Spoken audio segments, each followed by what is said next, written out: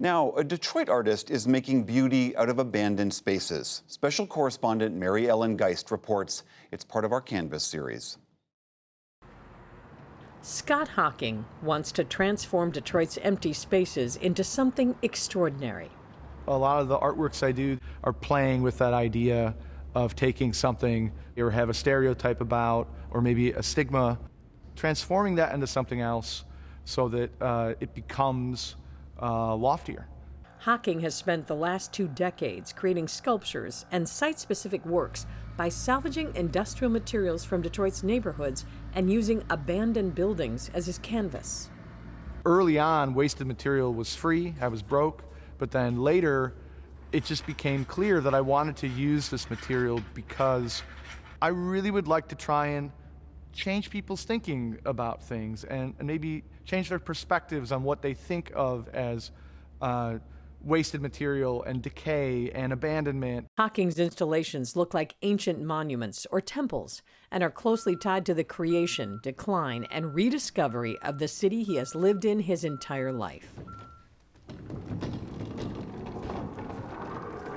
For his latest work, Hocking has transformed an empty riverfront warehouse into an installation entitled Bone Black.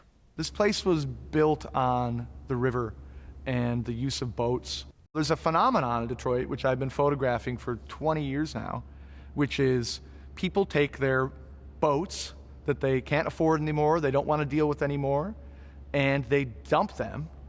I call them shipwrecks. Hocking moved 33 shipwrecks into the warehouse, and the exhibition takes its name from a pigment made by charring animal bones. It's probably one of Detroit's oldest industries that no one ever has heard of. The warehouse, the boats, and the pigment combine to create an installation that gives a viewer the impression of standing on the bottom of a body of water, looking up at boats floating overhead.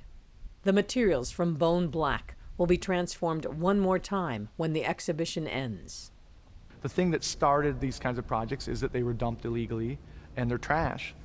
So a huge part of these kinds of projects for me is that when everything is done, these boats will all be properly disposed of. Hocking says he knows he will lose his ability to create large-scale installations as Detroit's empty spaces are developed.